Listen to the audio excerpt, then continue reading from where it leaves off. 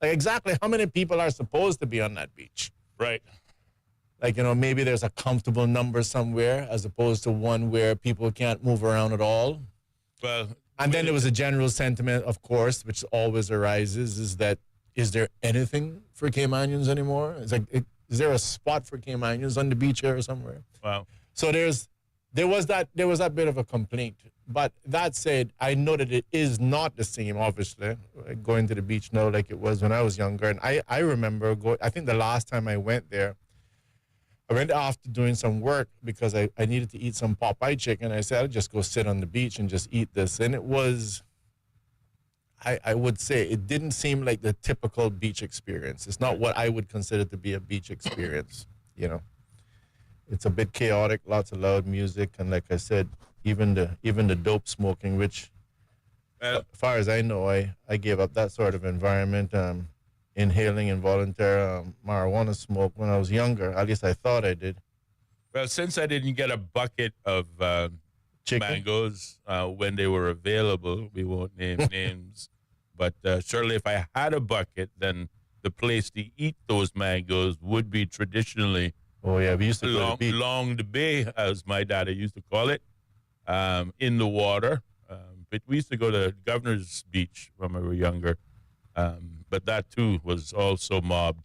But really, on this whole issue of carrying capacity of beaches, I think is I suppose a worthy concern given the population increase in the Cayman Islands. But I mean, I guess it's very nostalgic to say that a lot of things are no longer a part of the Cayman experience, largely because we've gotten so big and so populous.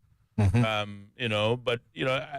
got the link. I don't know how one can say, is there a spot for Caymanians anymore? Because arguably, the beaches weren't for Caymanians only in the first place. From the day they were, laid down, they were for everyone's enjoyment. Who were they for, Harris? But the problem is, well, they're for everyone who called Cayman home. It was, a place where residents would utilize just as a sheer, I guess, perk of living here. And what may be different now, say, from the 70s and 80s, is just simply we got more people, more bodies in Cayman, and we got to share that space. Well, if you think about it, it's perfectly reflective of what people are saying about immigration reform. It is a matter that what we're saying is, yes, the beach was always for everyone, but I had space. Now I don't have any space. So everyone is too much. Yeah. That's really what at the end of the day the cry is. And it's not just about the beach. Absolutely. All right? And again, you have to ask yourself, well, who's responsible? I think it was the former father of the House, Honorable McKeever Bush, who was the first to, proffer up this notion of population 100,000 in the Cayman Islands, suggesting it was a good thing, suggesting we needed more, not less people. I don't know who's the first one that did that. I definitely know that they were the group that granted the status, but I don't really know who the first person is or the group to come up with this 100+ population, to be quite honest with you. I mean, again, from my recollection, he was the one behind it and promoting it, and certainly at the same time, or shortly thereafter, promoting this move to expand vertically as opposed to horizontally, suggesting that in addition to population 100,000 and his Singapore in the Caribbean that the Cayman Islands could be, he also was a big proponent for taller buildings. And whether or not, one individual's point of view was influential, or more than likely, there were more than just him in the political structure, if you will, that felt that way. And arguably the laws were amended. Obviously, we saw the building codes amended to go further than 3 stories, as was traditional. Now I think heck, I don't know what the limit is now. I know it got extended to 7, but we seem to see that extending even further almost on a day-to-day basis. I think maybe it might be worth a look. Yeah. But certainly, without a doubt, you ask yourself the question, what happened to the beaches, and why can't I find space, for me and my family? Unfortunately, it's like that, nostalgia train. It has left the terminal a long time ago, and I don't think it's ever going to be back to what it once was. And what are you going to do? Kick off the better part of 88,000 people, according to the last population census, which we know has to be more than that. Well, I guess you'd have to pass a couple of rules, but I can definitely tell you that is precisely what persons are now trying to do. Yeah. It is a matter that, and let's just be clear, it is a case that everybody wants to be able to have a sharing, is caring, and a nice society where we all get along. But without doubt, you can understand Caymanians' concerns, because the Caymanian concern would be, let's be clear, I could always find a space on the beach, and I'm simply saying I can't find a space on the beach. Yeah. And then the question now becomes, okay, so let's say that there is a struggle about getting on the beach and finding a space. If there's anyone that has a right to find a space on this beach, who should it be? Yeah. And you can't possibly tell me that it should be, the 50,000 plus work permit holders. They should have the first bids at the beach or dibs at the beach. No. So I think that is the concern. And it just becomes that as government talks about immigration reform and about setting certain things aside for Caymanians and trying to create opportunities, I think they may very well find themselves embroiled in those sort of things as well, where people are saying, can I have certain rights? And I think this is one of the things, whether in all cases what is being called for makes good sense or not is a different issue. But irrespective of what's being called for in the specifics, as with this court ruling that recently came out, substance over form, not paying attention necessarily sometimes to the form, but get into the substance of what people are saying. They're simply saying that, yes, even if you want to look at it as a party somebody has given, this is a party at my house, and I invited everyone, yes. But it gets to a point where, listen, hold on, this is a little bit too much. Right. This is my house after all. And so the government will have to address it. It'll have to find some creative ways to do it, but it's a legitimate concern. And the concern that appends itself to that is if you don't deal with it, then you may very well have other issues, right? Sure, indeed. Other social issues.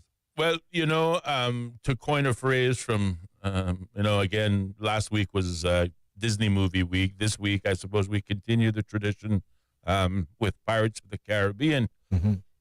The line says, the world's getting smaller, mate.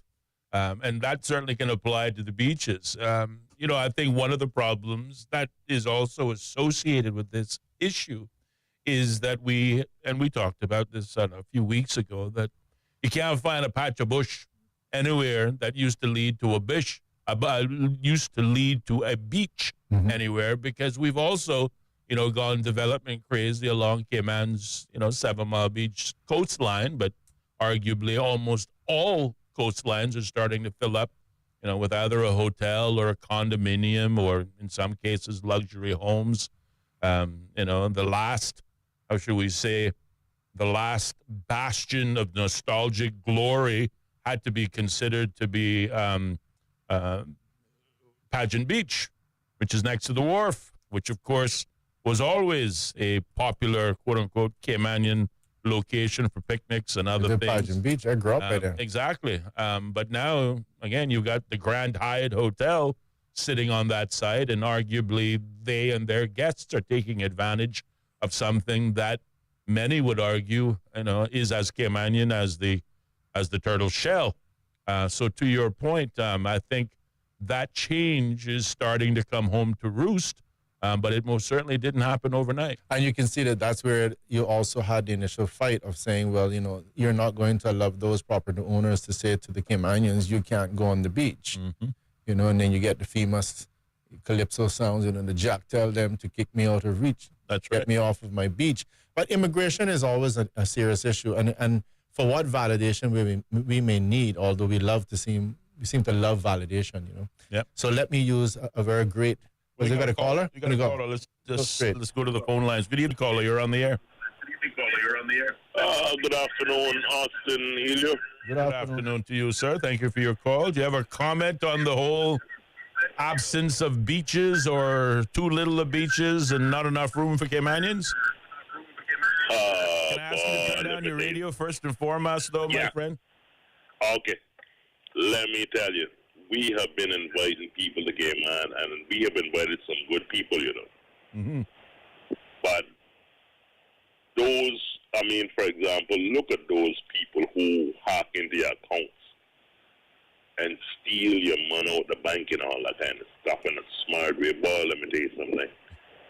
We have attracted some people here that, let me tell you, some people have said to me, you know, like basically crying. Boy, they took everything out of the bank, everything that I had, you know. Took everything out of their account in the smartest ways. I mean, so what is K-Man coming to? What is K-Man coming to? You see what I'm saying? Mm-hmm.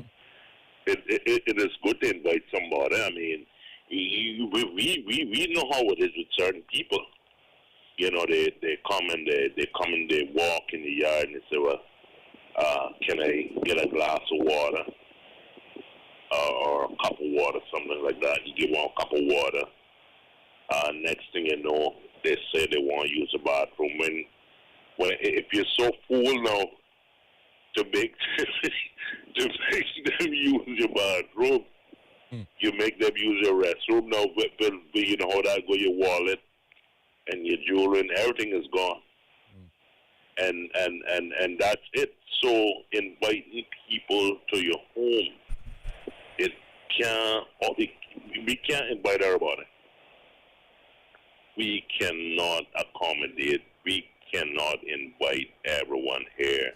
Mm-hmm. Some kind of rules need to be put down. Some laws need to be put in place to prevent people, and then they're still doing it through this computer and ripping you off and taking every dollar that you got. I mean, I don't know what K-Man coming to. All right. Well, caller, thank you very much for that opinion and for sharing those views with us. You got another caller on the line. Didn't stick around. 745-2626 is the number. Or you can reach out to us on our WhatsApp number, 928-2562. It is 52 minutes past the hour of 4 o'clock, giving us about 6 minutes remaining. So let me encourage those persons. We just had a caller coming in on top of the last one. If you're out there, by all means, dial back. And a good sign to know. There we go. Good evening, caller. You're on the air. Hey, how you guys doing? I'm Very good, sir. good. And yourself? Not bad at all. I like the subject that you're talking about this evening, so that's why I called in. It kind Appreciate of it. reminds me what I did for about 50 years. You know, I was a diving instructor, and before that, I was a young person who would hang out with a lot of my classmates from Triple C, and we used to go to Coral Caymanian Hotel, and we'd use the beach there, Royal Palms eventually. You know, and it was really great, and it was fantastic, but I think Cayman made a big mistake by allowing people to build hotels, condominiums, private homes on the beach. It should have been like Fort Lauderdale where, you know, everybody built across the street. Right. You guys agree, right? Don't you? Yeah, I agree with that. Certainly when we talk about beach erosion and, of course, the forced setback situation, that's exactly what it's calling for. But that's kind of a after-the-fact remedy. And I agree with you, Austin, because what I was thinking is that we have, you know, the ability at this time, since we made a mistake on 7 Mile Beach or West Bay Beach, as we always called it, right? But it's on West Bay Road, and it's a bay. But I think what we need to do is to gather up, you know, on the south side, you know, any free beach, like how they did in Town there in Miga Bay. I think that was John's project. And then go all the way, you know, around the entire island, you know, heading east and then north, and then keep going until you get to the north side. And I noticed Jay Ebanks, you know, he's actually increased the height of their public beach up there in Rum Point, you know. I was there when it felt like it was sinking, but I think so many people, you know, who are young don't realize that we dredged all of Cayman Kai and Rum Point, you know. Yeah. I remember that when I was 9 years old, and we were driving through the Black Mangrove Swamp, and they had, you know, the marl that was placed up there that was pumped up by the dredge. And today, I mean, that place is beautiful, and it still is. as long as we maintain, people not abusing it, picking up their garbage, that kind of thing, and make a bathroom like what they have there. I don't know why we have one there for Starfish Point, but we don't have one there by Governor's house. That would be nice, to have an actual bath, room with the concrete building like what they do all over Kim and Brack, instead of a porta potty. I mean, how disgusting is that, right? Yeah. Well, they have planning permission to build one. They just haven't done it yet. Yeah, I'm supposing that we'll never get it done. But I had a dream the other night, and I don't know if you're going to believe this nonsense or not, but my dream showed that all the public beach accesses were being bought out by condos and our big real estate broker. And he was offering to, take that each 6 foot right away and then multiply it by how many properties that he owns there, maybe 10 or whatever it is, and then 10 times 60, you get 60 feet of public beach. And I was thinking, I said, what a shame. Why don't we take the governor's house and use that maybe as a smaller hotel or a hotel training school there and have that entire governor's beach, and how much more wider that would be, and that would be really nice. And then you could put in a little, outdoor islandy looking type of bar and restaurant that's not going to cost $1 million to put a building down there, and just make it up high enough, 8 feet off the ground, so that in case we have another hurricane storm, northwest or whatever, that we'd be able to just sit up there on the porch, and I could smoke my cigar and drink my coffee or whatever I like, But I know the former Minister of Tourism, the Honorable Kenneth Bryan, when he was Minister of Tourism, had proposed relocating the governor's residence to perhaps gain more public use out of that governor's beach. I don't know what the plans may have involved or contained regarding the property itself, but I guess you're suggesting it was a good idea that perhaps represents so far a lost opportunity. Yeah, I think that they should still go after that. And I had forgotten about that. Yeah, that's right. Kenneth Bryan was, trying to get that done. Unfortunately, he didn't win. But Gary Ruddy got it, and I can remember when Gary Ruddy was a little boy. In fact, it was a friend of mine that actually named him Peanut. And I was just wondering, I would love to talk to him and give him a few of my ideas. Because, I remember when they were talking about the cruise ships, the cruise ship docking facility and that sort of thing, that he was saying that, he could get us jobs and stuff. And, I don't have a job. I would love to have one of those jobs. Maybe I can drive Peanut around and, we can, hash it out what tourism should look like. And, since it was such a bad deal for the last 50 years, we are working diligently, caller, not to interrupt you, but we're working diligently to try to get the new Minister of Tourism, you mentioned him by name, Gary, as we know, Peanut Ruddy, right, on the program. They haven't yet responded, but we are hopeful that we will get the opportunity to hear from him and some of our other leaders as well. But I have about 35 seconds before I need to go to a commercial break. You want to leave us there and maybe call us back when we come back? Sure. All right. Thank you so much. We appreciate your call, and we'd love to talk to you even further. But it is 59 minutes now past the hour, 4 o'clock, and we do have to pause, take a short commercial break. Check in with the top of the hour news, brought to you by our news partner, the BBC. And these days, there's lots in the news. You definitely don't want to miss that. But there's also lots more straight talk still to come, so don't change that dial. Keep it locked. Bobo. Welcome to our newsroom here in central London. We place ourselves here at a little desk right in the thick of things. OS from the BBC. We can catch the very latest news from our colleagues, not just in this enormous room, but also from our colleagues around the world. I'm in the room where they're treating children. This is a combat zone. The situation after the typhoon is very complicated. It was a very tense situation. OS from the BBC. The home of the BBC World Service. This is Bobo FM. BBC News. BBC News. World news from the BBC.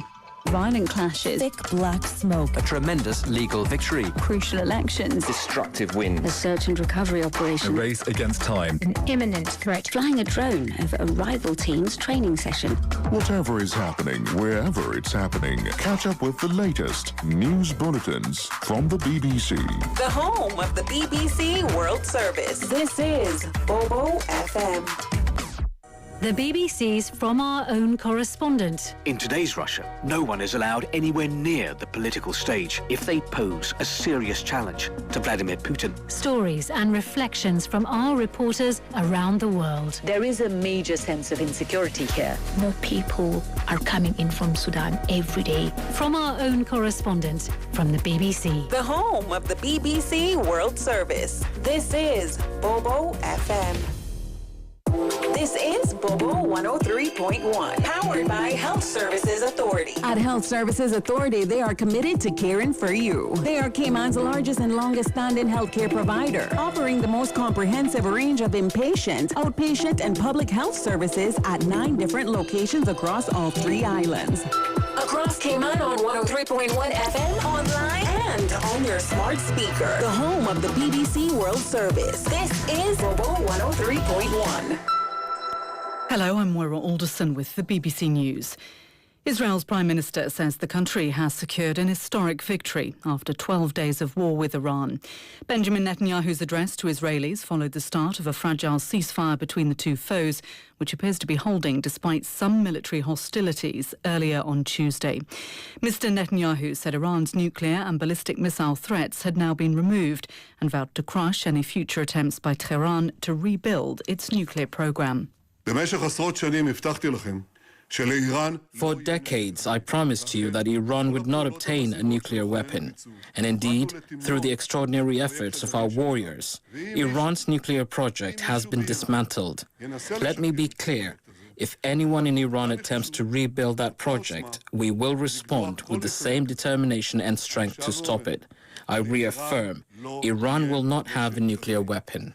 In Iran, President Masoud Pezeshkian announced the end of the 12-day war by hailing what he called the heroic resistance of the nation in the face of Israel's adventurism and provocation. He said Israel had started the war and Iran had ended it successfully, describing it as a great victory. Tehran earlier said it was ready to return to nuclear negotiations with the United States as the ceasefire took hold. NATO leaders now in the Netherlands are attending a dinner hosted by King Willem-Alexander as their summit centred on increasing defence spending begins in earnest. The alliance's chief, Mark Rutte, praised what he called President Trump's strong leadership. He said NATO's already boosted its defence spending by $1 trillion over the past decade. Nick Beak reports. This NATO summit has been shaped to accommodate the American leader. A shorter schedule, the Ukraine war taking less prominence, and the expected culmination of members vowing to meet the US demand of 5% spending of GDP on defence. Yet, on the flight over to Europe, the president was asked if he would abide by NATO's Article 5 guarantee that an attack on one member is an attack on all. Depends on your definition, he replied. Rescue work is continuing in the city of Dnipro in eastern Ukraine after daytime Russian attacks caused what the mayor said was the worst destruction of the war there. Officials say at least 19 people have died in Dnipro and a nearby town, and that some 280 people had been wounded. This local resident described what happened. There was an alert, and literally a minute or two later, the strike, a blast wave, and everything fell apart. We started running outside. There were 3 more strikes along the way. That was it. There was nothing left. Everything was destroyed. Everything was torn. There's nothing inside, only the walls left. The regional head said civilian infrastructure was damaged. BBC News. Hospitals and rescuers say Israeli troops have killed at least 46 Palestinians waiting for aid in Gaza as people there starve. Early on Tuesday, witnesses said a crowd was shot at by Israeli forces as they waited for food handouts from the Israel and US-backed Gaza Humanitarian Foundation. More were killed later in the south. Protesters in Venice are claiming victory after a last-minute change of venue for the opulent wedding of the Amazon founder Jeff Bezos and his fiancée. This week's A-list event is being relocated to a less central location. The wedding is expected to jam airports with private jets and crowd the Italian city's lagoon with luxury yachts. President Putin's authorised the development of a state-backed Russian messaging app to replace Western platforms such as WhatsApp. It'll combine chats with government services, including digital IDs. Russian state media said the app would competitively displace unsafe foreign messengers. The Colombian military has freed 57 soldiers who'd been held captive by locals in a mountainous area since the weekend. Colombia's defence minister said not a single shot was fired during the military operation in the southwestern Cauca region and that 20 people had been arrested. The region is a key zone for cocaine production. The victorious Oklahoma City Thunder basketball team have been celebrating their first ever NBA title with a bus parade and rally in front of thousands of jubilant fans. The squad travelled through the US city on open-top buses in sweltering heat, spraying champagne onto the crowds before walking part of the route, posing for photos and high-fiving fans. Shai Gilgeous-Alexander, who was named the NBA Finals Most Valuable Player, addressed the crowds. Don't ever forget this. Moments in life like this, they don't come and go often. Make sure you guys enjoy this moment with your family, your friends, your loved ones. That's the latest world news from the BBC. The views and opinions expressed on Straight Talk with Austin and Ellio do not necessarily reflect or represent the views of Stingray Media, its staff, or contributors. Callers to the program accept full responsibility for the views expressed. The show host and affiliates are not liable for any statements made or any harm claimed. All callers to the program indemnify Straight Talk from all claims. Offensive, defamatory, or unlawful content will not be tolerated. Be a part of the conversation by calling 745-2626. Now, here's Straight Talk with Austin and Ellio on Bobo 103.1. And welcome back, man, to more Straight Talk here on Bobo 103.1 FM on your radio dial and simulcasting live over YouTube and Facebook with the key search word Straight Talk Radio Show. You can also find us streaming live on the ACT Cruise Tourism page as well. The phone lines are open, 745-2626 on this Open Mic Tuesday as we continue our discussion on the dwindling beaches, the number of opportunities for Caymanians and their families to take advantage because, well, like everything else, the roadways and everything else, the congestion is creating quite the uproar. The phone lines are open, and it appears that this topic, as we talked about during the break, Ellio, is hitting a nerve with members of the listening audience. Good evening, caller. You're on the air. Yes, sir. Regarding this beach thing, right?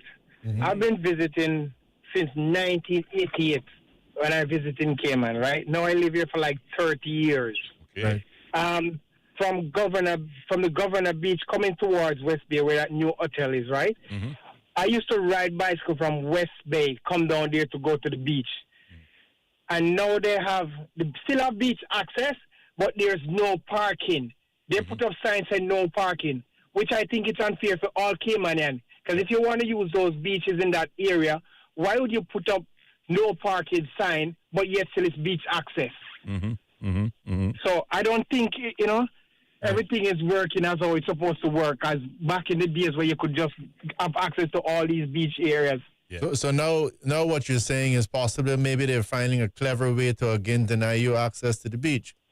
Exactly. Mm-hmm. And I think government should find some of these places, like having cameras set up on all these beach areas. So even if Cayman and go there to use the beach and someone come to them and say, hey, you can't use this area because it's private area, then they should say, okay, this company is actually denying all Caymaners from using these beaches. So we have to put a fine on these people. Mm-hmm. You understand? Yeah. There's no way it's supposed to have denied people from coming to those beaches and not having parking access.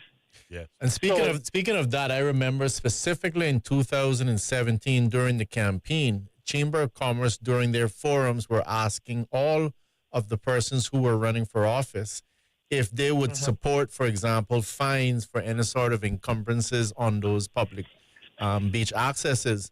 And I think as far as I can recall, just about everyone was saying, yeah, they would support it. But to your point, I haven't heard anything come from any government in relation to saying, dropping fines for impeding the access, etc. Yeah. And they come around when election time. You see everybody come looking for the vote, right? And then none of them come back after 2 years serving in 2 years and come back to the and say, okay, I've done all this for the public. Right. I've done so and so. Has it helped you in any form or way? Have you seen the change? None of them come back again until 4 years again. Mm-hmm. Mm-hmm. How do you feel specifically? Because the conversation started, I think, specifically when it came to the little area there, the Smith Buccaneer or Smith Cove, where some persons were expressing in a discussion that they feel it has gotten to a point where it becomes totally overcrowded, and there were persons even smoking drugs and all kinds of stuff out there. Do you have an opinion on that? Well, as I said, if the government could set up camera in these areas as well, right, and have them monitored, so when these things are happening, even if they don't think somebody is seeing them, right? Someone is. If somebody's monitoring the camera, then they will actually have a say, well, we're sending a unit out there right now because I think somebody's there doing something illegal. These things would stop. You understand? People would think twice before doing it. Well, that's a good point, too, because, I mean, even to that perspective, why you would expect that you could get some more regular patrols by the police come in there, and I'm pretty sure, hopefully, their noses work and they can smell and kind of make sure that things are still in order. Yeah. Caller, thank you very much for your comments, your feedback, and thanks for calling. Call back. Yes, please do, indeed. I think the caller obviously correctly, pointing in the direction of places like the Grandview condominiums, Plantana, of course, have been there for a long time. Now, interestingly enough, both of these condominium and, condominium projects always had that roadside parking, but only recently have posted the no parking in these areas. And I often wonder why, because none of their guests or even the visitors of guests are parking outside of the property. They're all allowed inside. They've got visitor parking as well as tenant parking. But they are certainly vigorously enforcing the no parking in these on the coast side. Right. To the caller's point, there is still parking on the opposite side of the road, so you do have to cross the street. And thank God it's no longer a main road, so it's, you don't run a risk of being knocked down by a speeding car. Right. But it is inconvenience, and certainly one must raise the question: why now does the Grandview, Plantana, and some of the other ones, certainly I think the new one, Watercolors, will be further up when they get opened. They're likely to have also the same no parking, and you have to ask why. Who's using it other than the public who might otherwise be accessing those beach access routes? Or perhaps, to the caller's point, maybe that is the reason. They want to dissuade persons from accessing the beach, which sits next to their property, which has arguably been, a conversation that is as old as time. Right. That whole issue. And turning to their point, zero seemed to be enforcement or interest from the political powers that be. I think of Miss Alice. I say Miss Alice. I know her personally, but it took a private committee of citizens to go out and enforce these beach access routes.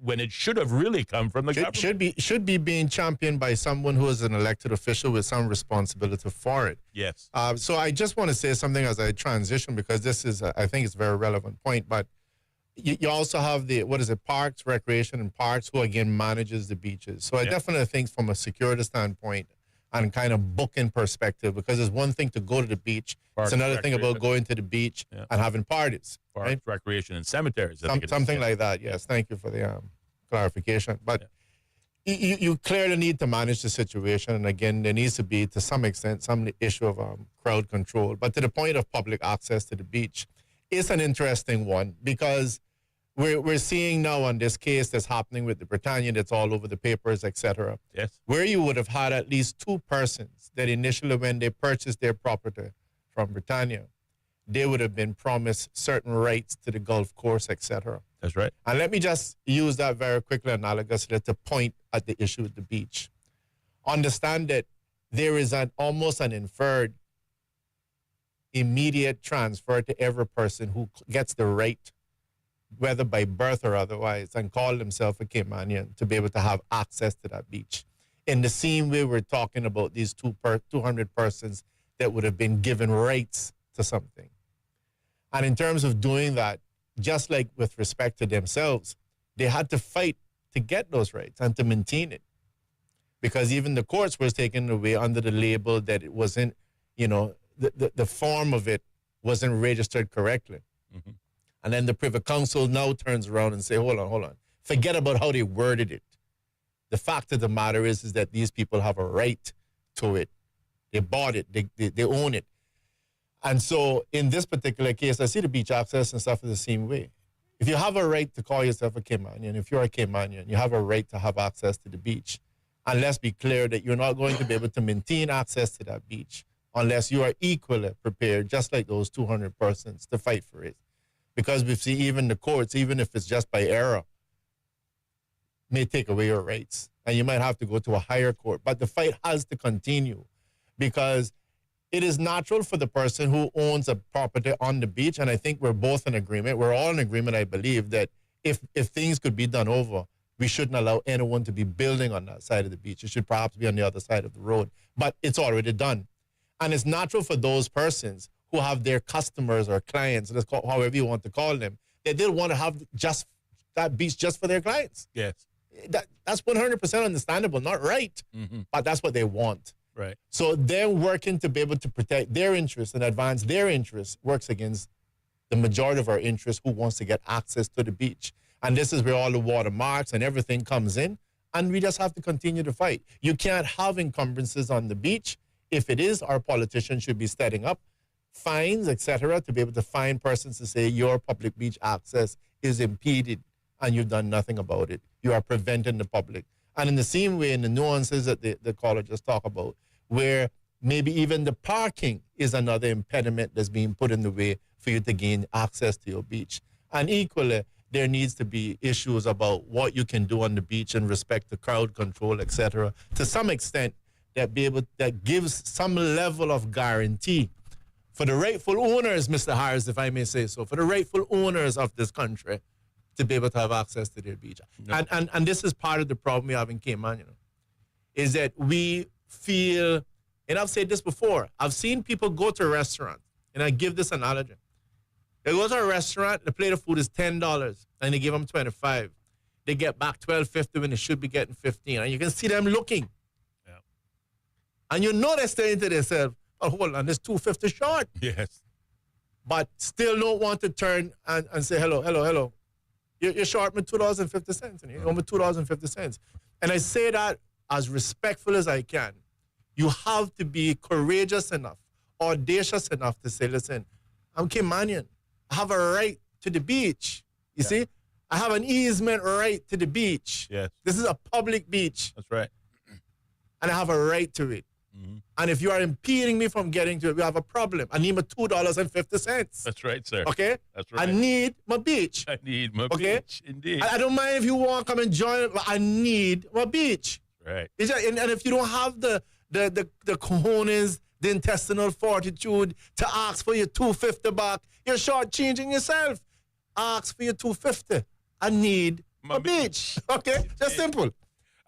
We have a writer to the program seeking to answer the question why places like the Grand View and the Plantana all of a sudden decided to put up no parking on their side of the road.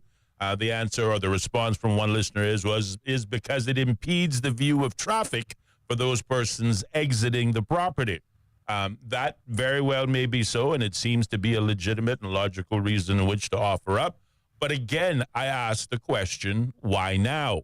When that road was a major road, certainly before the extensions to the Esterly Highway, Tibbetts Highway was extended, particularly since the bridge was installed and went all the way to West Bay. When impeding the view would have been even more important. Quite right, indeed.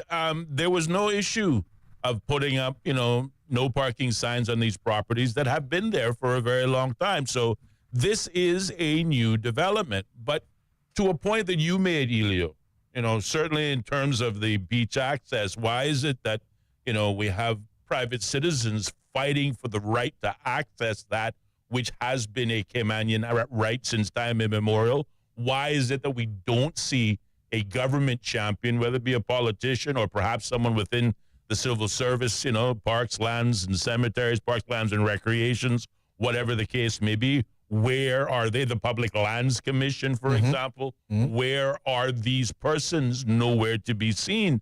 But you also reference the Britannia case, because the Britannia case, in my opinion, shed some, I think, an important light bulb on the state of play in the Cayman Islands. To your point, the dispute arose between the Britannia residents and Cayman Shores Development, which is a subsidiary of the DART Group. And it was the DART Group who bought the property and then sought to close the golf course and then sought to restrict access to across the street, 7 Mile Beach, from those residents. But it was protected under what is called the Torrens Land Registry System, a law that has formed part of the Cayman Islands property framework also since time immemorial. And certainly what is interesting there is that our own legal department and or in conjunction, in collaboration with the government, sought not to want to enforce a law that forms part of our local legal framework, but then to add insult to injury, seemingly took the side of the DART Group over the interests of the original landowner. So when we ask the question, who are we developing for and who is fighting for our rights, it appears at, crystal clear that is not the government. The government perhaps is more interested in supporting the rights of those who will come here the newcomers. Here, the newcomers, more so than, the resident. Absolutely. And this is where I see it as classic. And let me paint it with some bright colors, right? So you would have had 200 persons that bought the old Britannia facility or some part of that. And in that purchase, they would have gained the right in terms of access to the golf course and to certain other amenities. Then the DART Group would have come along and purchased all of this. But there's an obligation. And this is classic, that if you're going to buy a business, the first thing you want to say, I going down the road, there's a car wash company, let's say, company X doing car wash. You want to buy it. Well, I can tell you, my friend, if you want to buy that, you have to do your homework first. You have to find out, am I dealing with the right owner? You have to also find out what bills it is that they owe. Is there any encumbrances on this particular business? You might buy it only to find out that they owe $100,000 to Mr. John Brown. Well, you have brought that debt on because their company owed somebody $100,000. All those investigations have to be done. What happened in this particular case is simply because they registered it with the wrong title. Rather than putting easement, they put a different title. The Grand Court of the Cayman Islands denied those 200 persons access to what they owned. But this is significant. It's nothing different with the beaches. Very good analogy. They were being denied by the very courts. So you understand now these 200 persons could have stopped. Hey, we went to Grand Court. They deny us to tell us we're wrong. Yeah. They go to Privy Council and Privy Council says, no, we're not worried what you're registering it as. I don't care if you're registered as A, B, B, C, D. I don't care what you're registered as. We're not dealing with form. And this is a terminology I use all the time. We're not dealing with form. We're dealing with substance. And I keep saying you got Caymanians that happy when they sit at the table with certain people and they got a plate in front of them, they're not eating. It's better to go sit over there by yourself, but you got something to eat. That is form over substance. And in this particular case, they were being denied it because of the form, and the Privy Council said, no, in substance is what we're dealing with here. Forget what you call it, what you labeled it. Those 200 persons have a right to that property. Indeed. And so I want to say the same thing. The ownership of this country, the Caymanians, own the easement and access to the beach in this country. And you can sell it to Tom, Dick, or Harry. But when they come there, they equally, like the DART Group, must incur this encumbrance. You must honor the rights that were already here. And that is that the Caymanian is the one with the right 100% access to the beach. And the only how it is going to maintain And that is that the Caymanian does the same thing as the owners of the Britannia. Do the same thing as those 200. If we got to take it to court, we have to take it to court. But whoever come here and buy the property, let it be clear, we are owners of this beach here, and we must have access to it. To your point of form over substance, I think you made some excellent substance over form. Substance over form. Thank you. And certainly relating to the courts, your statement was bang on accurate. Those 200 landowners could not find justice and support for their legal rights when they bought the property, neither from the legal department, neither from the government, and arguably neither from the courts, at the risk of perhaps running in or being found in contempt of court. Neither the Grand Court or the Appeals Court found in favor of these 200 landowners. But here's the clincher. The Privy Council, in most cases, once you make an application, you get a ballpark court date. Usually takes somewhere 5 to 6 months before the council actually hears the application. In the Britannia case, the application paperwork went before the Privy Council on the 1st of May, and 40 days later, this judgment was passed and concluded. In speaking to some of those persons who were directly involved in the case, the Privy Council found it, to your point, a open and shut case. Right. The 200 landowners had every right to the property. It was very clear. There was no ambiguity. So again, one has to ask the question, like we asked on the legal department, why would our legal department contest a law that forms part of our legal framework, number one? Number two, why would the legal system, the Grand Court, the Court of Appeal, not provide a remedy for those landowners, but seemingly forcing them to take it further up to the Privy Council? To your point, they could have, cut their losses at the Grand Court and says, well, they said, no, we did all we could. This is the best we can, and accepted it, or to the contrary, not accepted it, taken it to a higher court, only to have them say, hang on, this is a simple matter. This should have been handled at the local level. It should have found in favor of the Britannia landowners, but it did not. So again, we ask the question, who are we building for? And more importantly, who is fighting for us? Who looking out for us? And that is the important thing, is to us to walk away with, is to understand that even the courts, even our own courts, was denying these persons. And in the same way that they had the confidence to say, well, we don't agree with you, we're taking it to a higher court. In the same way, the Caymanians must have confidence to say, by the very fact of my birthright, being born here as a Caymanian, or acquiring it, whatever, it gave me certain rights. And that one of them is the easement to this beach here, to have a right to it and demand it. Failing to do that, we will be shut out. Indeed. And I just got a note, and, I thought this was the case, and I'm waiting for my WhatsApp desktop to load, because I just decided to pull it up on the computer, because I understand we also got a voice note that may support or may further elucidate us on the conversation of the Britannia homeowners.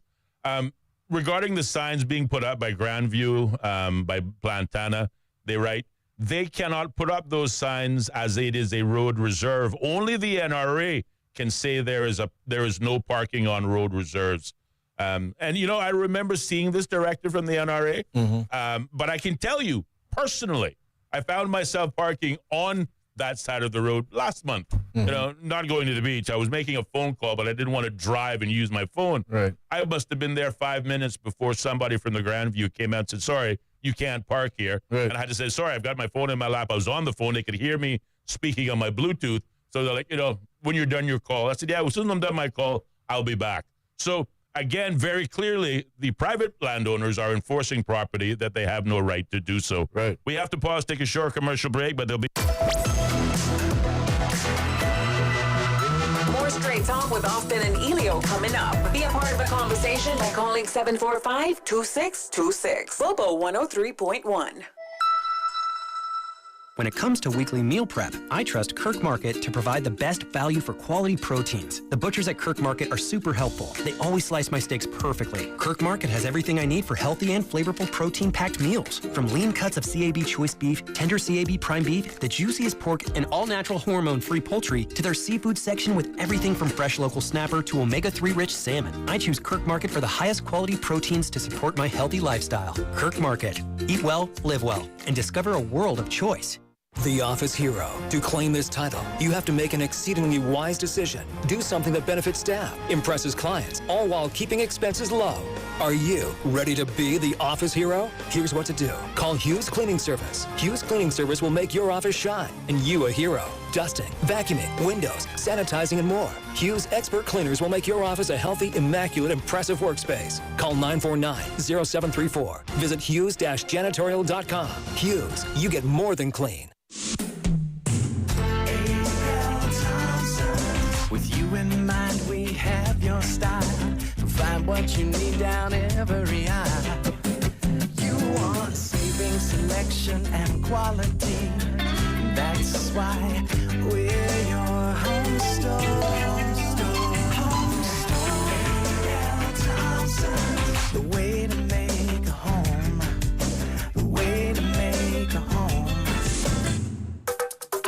It's trivia every Wednesday from 7 o'clock at Sandbar on the Georgetown waterfront. Your chance to win some fantastic prizes in our free-to-enter Trivia Madness. Great offers on beer buckets, margaritas, and a delicious menu served throughout the evening. Grab your pals and get along to Sandbar every Wednesday from 7 o'clock for the most fun you can have with your clothes on. Are we ready? Yes, Maggie! Then let's do this. Trivia, Sandbar, 7 o'clock, Wednesday. See you there. At Polar Bear Air Conditioning, we believe in helping you to avoid costly mistakes and replacements. That's why we offer a quarterly maintenance program at a discounted price. You'll receive a 10% discount on all repairs, accessories, and services. Priority front-of-the-line customer status, reminders of your service, and no overtime rate for after-hours calls. Why not save money and avoid hassle with Polar Bear Air Conditioning? Need service now? Book our AC special for just $99. Book the next available technician at polarbear.ky. That's polarbear.ky.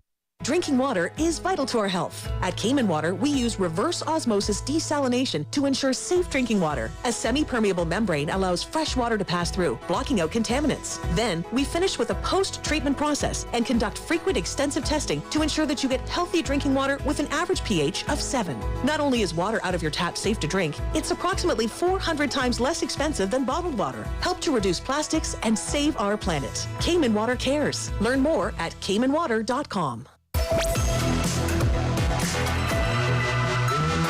Across Cayman on FM, online, and on your smart speaker. This is Bobo 103.1, powered by Health Services Authority, committed to caring for you. The views and opinions expressed on Straight Talk with Austin and Ellio do not necessarily reflect or represent the views of Stingray Media, its staff, or contributors. Callers to the program accept full responsibility for the views expressed. The show host and affiliates are not liable for any statements made or any harm claimed. All callers to the program indemnify Straight Talk from all claims. Offensive, defamatory, or unlawful content will not be tolerated. Be a part of the conversation by calling 745-2626. Now, here's Straight Talk with Austin and Ellio on Bobo 103.1. And welcome back, Cayman, to more Straight Talk here on Bobo 103.1 FM and simulcasting live over Facebook and YouTube as we continue on this Open Mic Tuesday on the subject of beach access. Of course, we're chatting a little bit about the, precedent-setting case that recently First day with my new mouth. I know, first day with the new mouth. The victory of the Britannia homeowners over the new owners, the DART subsidiary of Cayman Shores. But again, raising some very significant concerns in that case itself as to who really is fighting for us, who is seeking to uphold laws that protect either Caymanians or laws that were written in older Cayman before some of the new persons with deep pockets came to the country. It's a hard pill to swallow because, Ellio, you hear people saying all the time, Hell, it's the dark group. The government and the politicians will bend over backwards. The laws that are written for us, don't, apply to them. And in many cases, I think of it as, I hear those things. I kind of roll my eyes. I think, it's tongue-in-cheek. We just need to find a bad guy, and Dart happens to be the bad guy. But when you have a case like this Britannia case, where the local courts fail to provide justice, where the legal department of the Cayman Islands fail to uphold the property rights of persons who, again, legitimately bought property many, many moons ago, but instead took the side of the new developer, again, with new, deeper pockets, it really does fly in the face to make you go, hang on, maybe these folks who are complaining are onto something. Well, you see, you get all the legal gymnastics, right? And you have the enforcement is the issue with a lot of things in Cayman. A big percentage of things is enforcement. Not you have the law. And in this particular case, enforcement from a court perspective. And again, I mentioned it once a couple of days ago, last week, whenever it was, you see so many cases. Again, couple of white people bringing two black guys from, where was it, Ethiopia or whatever? Yeah. They're allowed to, I don't know, tell them, Negroes, get up there, make them sleep out there like dogs. You wouldn't do your dog like cattle. You're able to curse them and do whatever you want to do. And at the end of the day, you get a reduced sentence. Yes. And then we don't get to know who their names are. Yes. And the list goes on. And I keep telling people, some of these self-proclaimed owners of this private island really just wants to make it theirs. Indeed. And you got to stand up. Going straight to the phone line. Go ahead, caller, you're on the air. Hello. Hello. Caller, you're on the air. Hello? Yes, Yeah, hello. You're on the air. Hello. 1 minute. I never knew my father. 1 minute. As sure as Christ died for the sinners. That's her. That's her. That's her. Listen to this. Listen to this. Mm-hmm. I grew up fading in sea water, but nowadays that is the horror. If I only venture down by the shore, police telling me I can't wait no more. Cause Jack don't want me to bathe on my beach. Jack, Tell them. I hear it. I hear it. I hear it. Sing it. I hear it. will never be secret. Strength and security feel parapet. That can happen here in this country. I want Jack to know that the beach belongs to me. That can happen Some here. bass. My dead body. Tell Jack that I say that the beach belongs to me. Yep. Look, the beach is mine. I could bathe anytime. Despite what he says, I can bathe anywhere. The beach is mine. I could bathe. That's the song I was mentioning earlier on when I said, Jack, tell them to kick us out of reach. That's right. We want our 250. Tell Jack I say that the beach belongs to me. Indeed. All right. We do have a commentary on WhatsApp. Maybe it's on Britannia. Maybe it's on something else. Let's Who knows? check it now. Who knows? Hi, good evening, Austin and Ellio. Just a little comment about the case decided on the 23rd of June relating to Cayman Shores. It is a very important case in the area of easement rights over land. Basically, what happened was a party who bought land refused to recognize the alleged encumbrances over the land. The argument was in part whether, were these easements or were they restrictive agreements. But basically what the court has said, especially in paragraphs 71 and 72 of the judgment, shows that the court was just reiterating an old and respected principle of British law, which is that matters of substance must always predominate over matters of form. In other words, in this particular case, it did not matter if the rights pertaining to the land were called easements or restrictive agreements, or whether the right form was used, or whether the rights were entered in the right part of the land register. The court was satisfied that the rights to play golf and the other rights that the other owners had were attaching to the land and not personally to the previous owner. The buyer was aware of those rights. So when he bought the land, he bought it with the encumbrances. And so there could be no real argument that those encumbrances did not pass. But the court accepted that there were certain mistakes regarding how that matter was handled from the registry aspect of it. But they said those matters can be corrected. They're merely errors. They do not go to the substance of the issue. And by the way, the registrar of lands would have been acting under legal advice from the Attorney General, because once problems become problematic, the registrar seeks the advice of the Attorney General. So the Attorney General took the position that he took in the case, and ultimately the court gave his judgment. I hope that this is helpful. Thank you very much. Have a nice day. Hi, Austin and Ellio. I just joined you like 30 minutes into the show, so I do not know what you've covered regarding beach access and the whole issue of Cayman Shores. But let me say a few things which, I don't want to repeat what you've said, but maybe hopefully add a few more things. You see, I had the great privilege of being introduced to a number of people in the Cayman Islands who were fighting for beach access, and we stay in touch until today. And I have some information which I experienced myself. The problem really in Cayman is that the government is not on the side of the people. And I think both of you have covered that. Is not on the side of the people. Some of the things we did, for example, this is when I was representing them as a lawyer formally. We did a motion for 2 MPs, which they took to the House. And that motion was to introduce like heavy penalties for people who were blocking rights of way.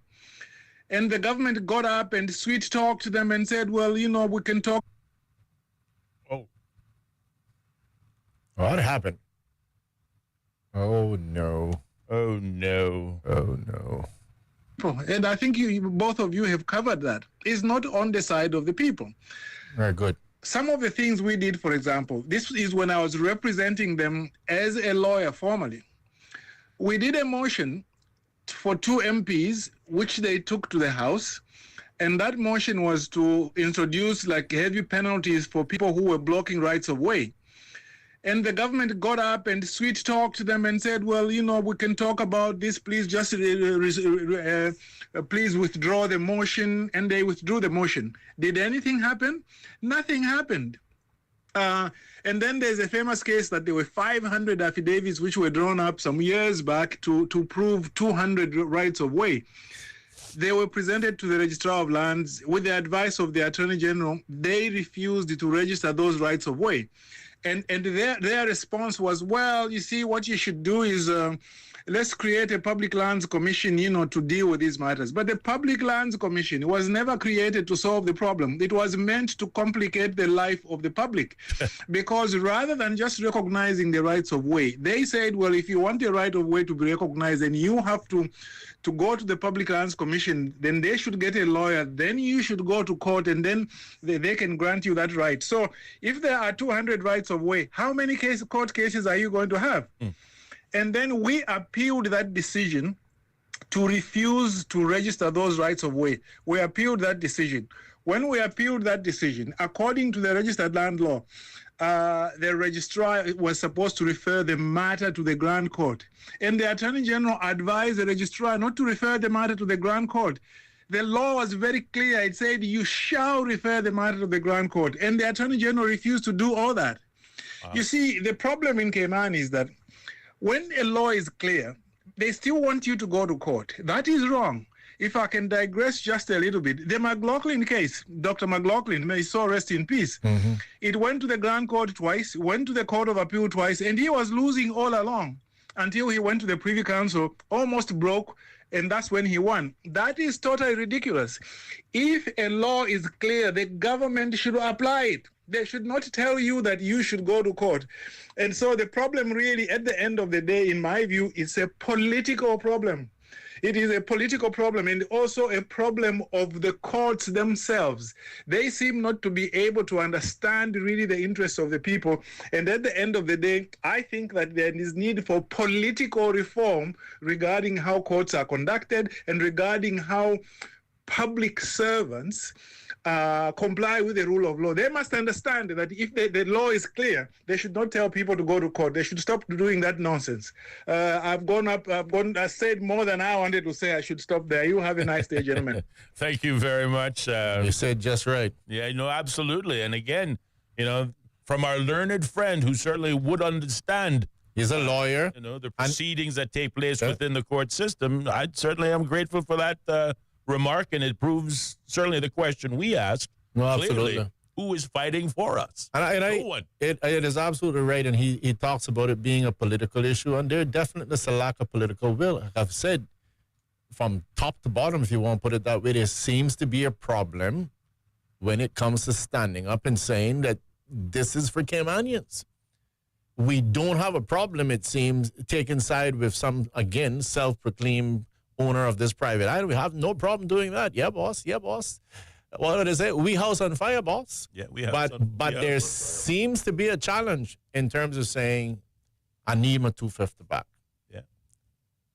I paid $10. I'm supposed to get $15. I need my $250. It seems to be a problem. And we have to change it. If we don't change it, then we have a problem.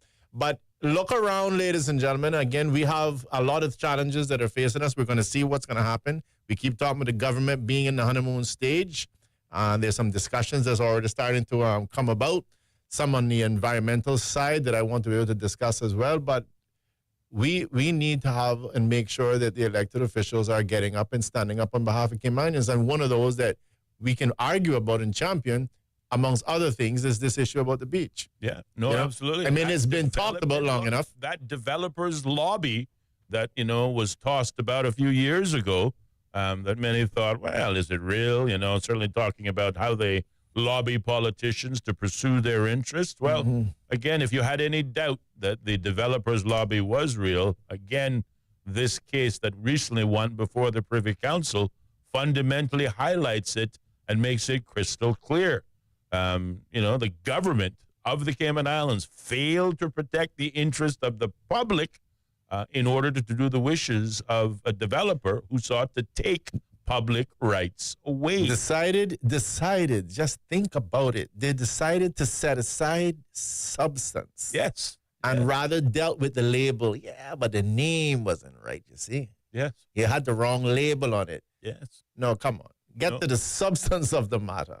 There are few opportunities like the one in which the Privy Council provided to all of us. And whilst it was a landmark case for property owners, and particularly property owners who may have bought property in Cayman prior to circa 1980, but more to the point, it also highlights, if not draws a direct spotlight into this argument that the government, not necessarily in your corner, but more so in the pockets of our foreign direct investment, who, again, we can't say DART is foreign direct investment because they're, Caymanian now. But very clearly, we also see that the case was brought against the government when the land registrar refused to break the law. They were more interested in substance over form, but, the case had to be brought, and it's clear the legal department and the courts did not necessarily share that view. And again, this is not us saying it. This is the decision taken by the Privy Council in favor of the Britannia landowners. I think that's a huge, if not, it's a breaking story. It's a good legal slap, I can tell you that. Without a doubt. I mean, that's really what the Privy Council is saying. I mean, we just need to flesh it out. I mean, they put it nicely and just say, hey, here is our decision. But I can tell you what that decision is saying. You kind of screwed up royally. I'm not sure where your heads were at. Indeed. And that decision, by the way, was 25 pages long. But to my colleague's point, you read it and you understand it and you flesh it out. This is what that judgment is saying. Yeah, good short paragraph. Exactly. Quite right. 5:48 here up in the studio, Mr. Harris. You know what I noticed today, Mr. Harris? Tell me. We didn't get into our usual good news. We didn't. We jumped right into it, didn't we? I mean, there was... I got to use the right term here now. I mean, it wasn't in it. Anyway, we just jumped right into it. I can't figure out a nice way to say this, Mr. Harris. That's All good. right. No we just jumped right into it today. No good news. No good news. Well, there is. We didn't engage in the normal humorous banter. No banter. Funny enough, there's lots of good news. First, I think the biggest good news, but I don't want to. I'm sort of. You can't ruin it though with good news. Reluctant to mention it because it might take listeners away from their radio dial right now. But we talked about it on Friday, and so I suppose we'll just quick diversion. Quick diversion. Obviously, speaking of things Caymanian, I just want to find it here because I had it up not too long ago. The long anticipated maritime legacy of the Seafarers Registry that was talked about last week and being put on by the organization Celebrate Cayman kicked off today. And because of the demand, I don't remember originally where the launch was supposed to take place. I believe it was going to take place on the site where the Seafarers Park is expected to go on the old tower building site. But according to Celebrate Cayman, based on the overwhelming public interest, the launch event for the Seafarers Registry, which kicked off again this evening at 5:30, has now moved to Constitution Hall on Fort Street, what used to be the Georgetown Town Hall behind the Fort Street clock. The town clock is the location for the launch, which, again, kicked off this evening at 5:30 p.m. This special event honors the courageous men whose voyages across the seas helped shape the Cayman Islands, as well as the families who supported them. Together, we pay tribute to their legacy and ensure their stories live on. If you are still downtown and obviously perhaps leaving the office, I don't want to encourage you to, change your radio dial, but you might want to, take a meander down to the town hall and check out the festivities and events. It is in honor of our forefathers, our seafarers, who we both honor. Yeah. Certainly, we owe them a debt of gratitude. We owe them a debt of gratitude that in many cases we may never truly ever be able to repay. They started Cayman's first economy. Not only the men, I'm glad to see the celebration Cayman seeking to recognize that it was the efforts of mother and father, the men who were at sea, but their monies came back home to the families to raise the family, but to put up, maybe a little extra room, a few walls and a roof, to add to their community, to enhance to our little small fishing village back when we used to be our brother's keeper. So this was Cayman's economy and the work of our seafarers, many of whom are now of blessed memory, but we have a few still left. But we owe them a debt of gratitude, as my colleague pointed out, and one of those is in the Seafarers Registry, which kicks off today, and that event is being hosted by Celebrate Cayman and is presently being held at the Constitution Hall in downtown Georgetown. And speaking of maritime history, just a little quick touch on this whole issue about cruise. It is important to note that FCCA had a function a couple of days or weeks ago, and as far as I know, there was one representative from the Turtle Center there, and as far as I know, there was no government officials there. So no one from the Department of Tourism, none of the ministers, no one. And I don't know. I'm going to double check everything and, as I said, dot the I's, cross the T's, checking it twice. But I think that's terrible if we have no one that is seeing it necessary to try to get out there and represent the cruise industry. I mean, it's an industry that needs to be represented. Yes. Even more so now, considering that we're seemingly deciding to not move forward with a pier. Then that means with the contraction that we're going to see in cruise tourism, it's even more important that we take the cruise industry and whatever we have left and try to save it. But just note that I didn't see any government officials, neither in terms of civil servants or elected officials. Maybe we can hear something from them as to why no one was in attendance. Yeah, maybe. Got a WhatsApp message. Austin and Ellio, it sounds like we need to elect some Donald Trump-style leaders just to get stuff done. Seriously, too many campaign promises and too little delivery. Let's see where this new government is going. From the sound of it, they are very slow to act. I mean, they haven't even accepted your invitation to the show. Is that correct? Two of the smartest, most professional talk show hosts on island, and they won't come on Straight Talk? That's just puzzling to me. But I remain hopeful. Please keep trying, and please keep sharing with us the response. Thank you, and keep up the great work. They go on, Austin and Ellio. There are great global news out there, thanks to U.S. President Donald Trump. Looks like we may see a pathway to peace in the Middle East. This is worthy of praise. Well, I haven't gotten caught up in today's news, but certainly over the weekend, it didn't seem that promising. As a matter of fact, it seemed a little up in the air in terms of what Iran's response might have been. Was it to capitulate, or was it to respond against targets in the United States? We don't know. But, you know, Ellio, I did have one thought, and if I may throw it out there. So the U.S. bombed, so they say in the news, not one, not two, but 3 nuclear facilities in Iran with GBU bunker buster bombs, 14 of them to be precise. Where's the radiation fallout? Well, I think that was an argument. They said that it had to, I think it was Iran saying that there wasn't anything, and we don't have the UN group in there yet to analyze it. Okay, because that was of course you bomb a nuclear facility that where clearly they have. I mean, I was starting to scratch my head thinking, is this Iraq too? Well, you know, for what no weapons of mass destruction. For what it's worth, I mean, I know that one of the ways of disposing is they bury the stuff, right? Right. But I can tell you, bombs, if you're don't mind if you bury, they bury themselves. Well, this is my point. If normally your disposal avenues are burying it. Yeah. But I can assure you, if you're like 60 or 100 and something feet down under the ground, or maybe even more, and then you drop one of these busters, and it just clears like 600 and something meters of area. Well, let's put it this way: it's buried. Buried. I don't think it's kind of buried. But these bombs are supposed to be, massive pothole creators. I mean, again, just the lead up to the bomb. Not even the lead up. After the bombing occurred over the weekend, I think every news channel became a National Geographic or military channel because they started to break down the smaller moving parts of these GBUs, showing, videos as to what they can do, bunker busters, they called it. But I couldn't escape the thought that, in all of this conversation, 3 nuclear facilities, supposedly where Iran was developing uranium-based nuclear weapons.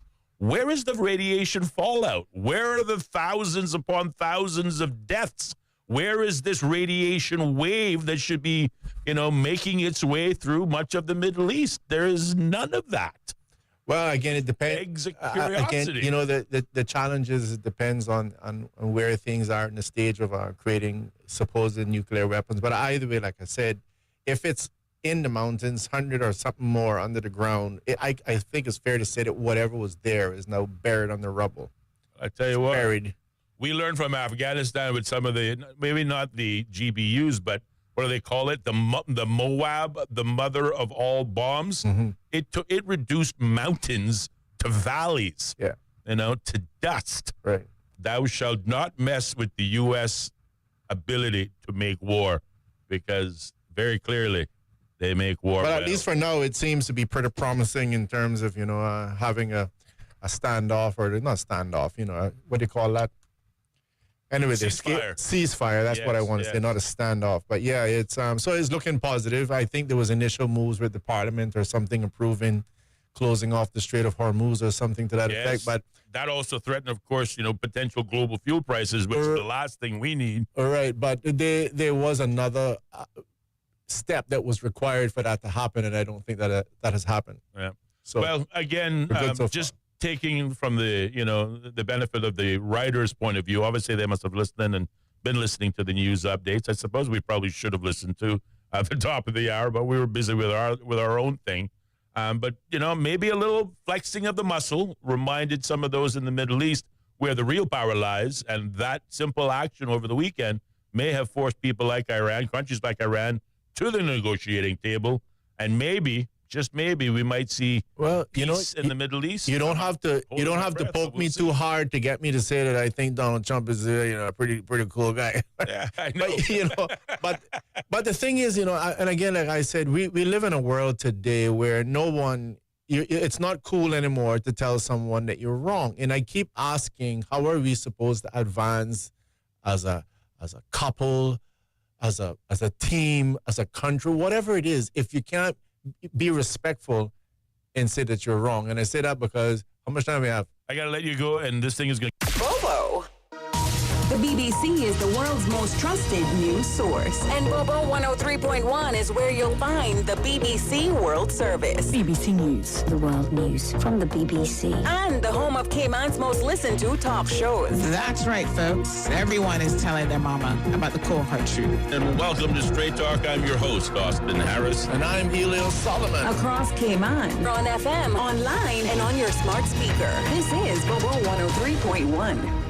Welcome to our newsroom here in central London. We place ourselves here at a little desk right in the thick of things. OS from the BBC. We can catch the very latest news from our colleagues, not just in this enormous room, but also from our colleagues around the world. I'm in the room where they're treating children. This is a combat zone. The situation after the typhoon is very complicated. This is a very tense situation. OS from the BBC. The home of the BBC World Service. This is Bobo FM.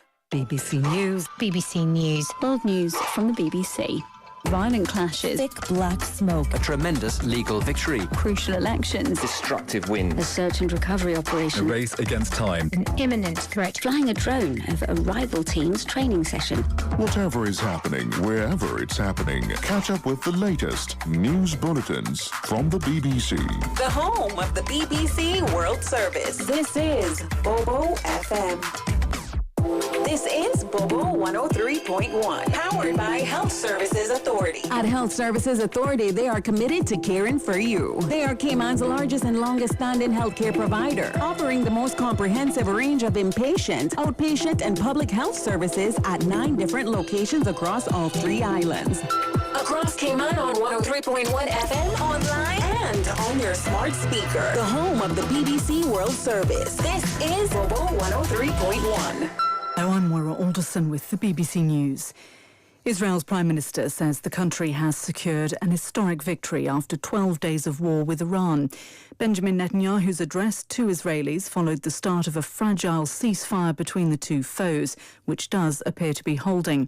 Mr. Netanyahu said Iran's nuclear and ballistic missile threats had now been removed and praised his role in the campaign.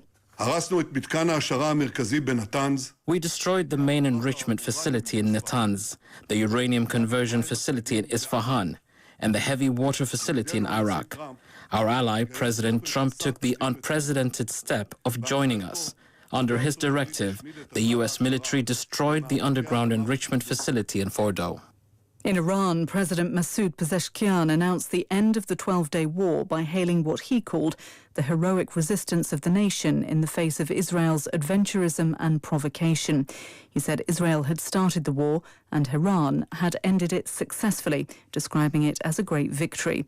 Siavash Ardalan is from the BBC Persian service. The government is very quickly trying to build its own narrative that Iran has achieved victory by virtue of the fact that it managed to withstand an assault by Israel and by the U.S. and still managed to survive. And this is what was echoed in the message that the Iranian President Masoud Pezeshkian delivered, thanking everyone and also saying that Iran now will abide by the ceasefire. Tehran earlier said it was ready to return to nuclear negotiations with the U.S. as the ceasefire took hold. The Pentagon's dismissed as false U.S. media reports that the bombing of Iran's nuclear facilities had not destroyed core components of the country's atomic program and only set it back a few months.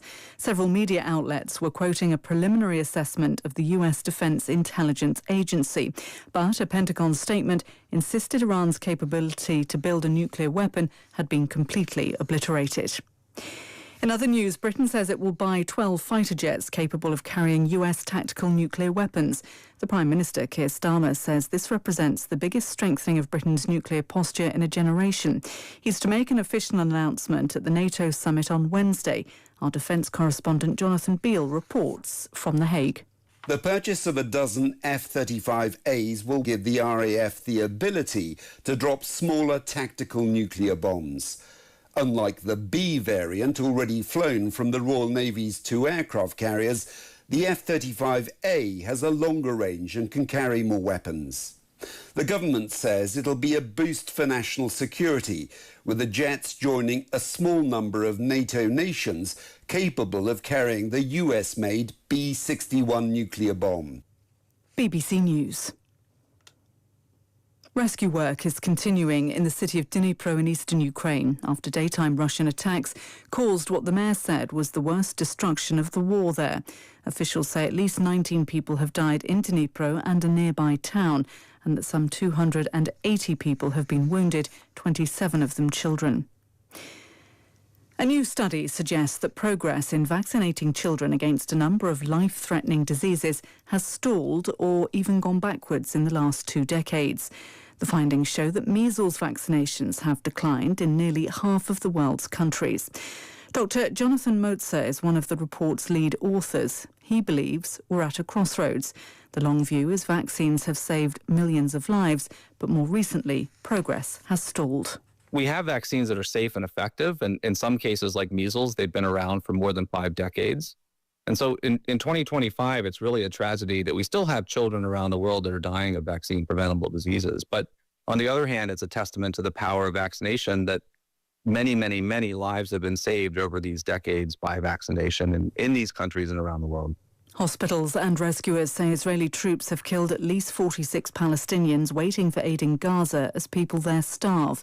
Early on Tuesday, witnesses said a crowd was shot at by Israeli forces as they waited for food handouts from the Israel and US-backed Gaza Humanitarian Foundation. More were killed later in the south. One witness told the BBC tanks opened fire on civilians near another GHF site. The victorious Oklahoma City Thunder basketball team have been celebrating their first ever NBA title with a bus parade and rally in front of thousands of jubilant fans. The squad travelled through the US city on open-top buses in sweltering heat, spraying champagne onto the crowds before walking part of the route, posing for photos and high-fiving fans. BBC News. Views and opinions expressed on Straight Talk with Austin and Ellio do not necessarily reflect or represent the views of Stingray Media, its staff, or contributors. Callers to the program accept full responsibility for the views expressed. The show host and affiliates are not liable for any statements made or any harm claimed. All callers to the program indemnify Straight Talk from all claims. Offensive, defamatory, or unlawful content will not be tolerated. Be a part of the conversation by calling 745-2626.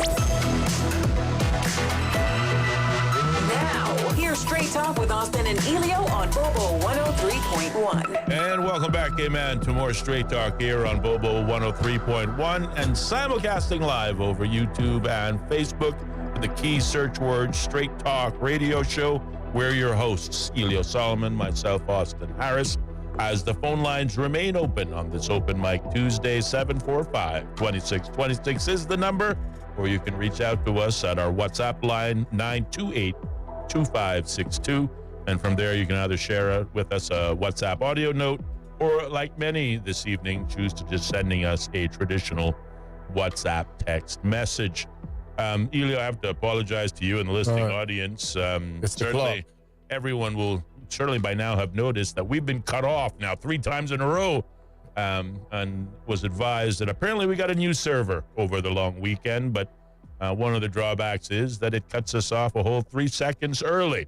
So there is very little warning, and I'm trying to fix that, trying to, incline my mind not to get cut off by the computer program. But again, what can I tell you? Technology was supposed to make our lives easier, not harder.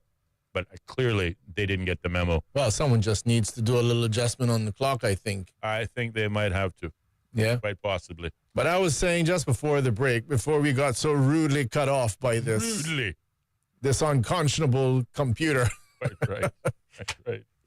We just live in a world, right? I mean, I want you to think about this. We need to have a discussion about this. We can get in from, that'll be a good controversial discussion. We'll get into males-female relationships. We'll be sorting out all kinds of problems on this program, Mr. Harris. Right. Throw a little Bible in there for good measure.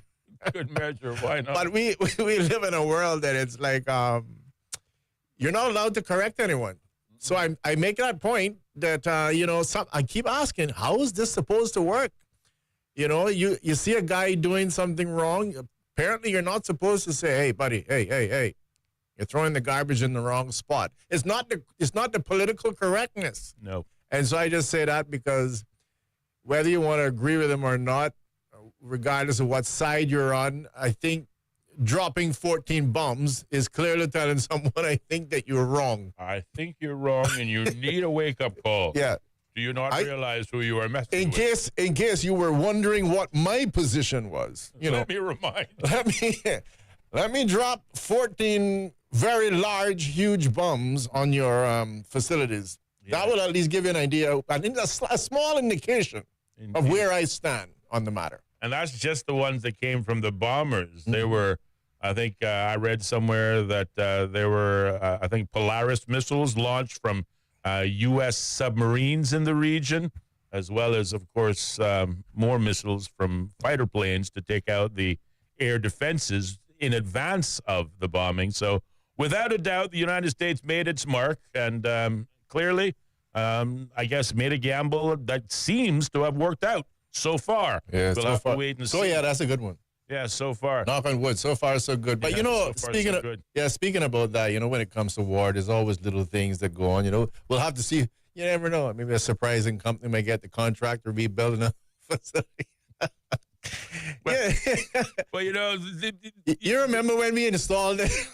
Harris, do you remember when they installed the Doppler radar, whatever it is, in 1995, and then all of a sudden we had 5,000 Cubans that came here. I'm not saying that there were spies in the mix. All of a sudden, yes. I'm not saying that there were spies in the mix, I'm not saying that Castro was saying, guys, do you feel a weird signal at the back of our heads?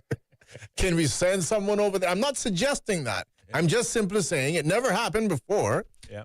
The British gets us to install a radar. Supposedly we're tracking for drugs. I never knew my father. Then all of a sudden, we had 5,000 people here. Of course, we're the ones who's holding the bags on the feeding and the breeding. But anyway, Go on, Mr. Harris. You were saying something before Well, since we've been, pulling the veil back on all sorts of wonderful things today, of course, and, again, highlighting the landmark decision by the Privy Council in favor of the Britannia landowners, but really allowing us to pull the veil back to see really at the end of the day, the government, your government, our government really has no interest in protecting your interests.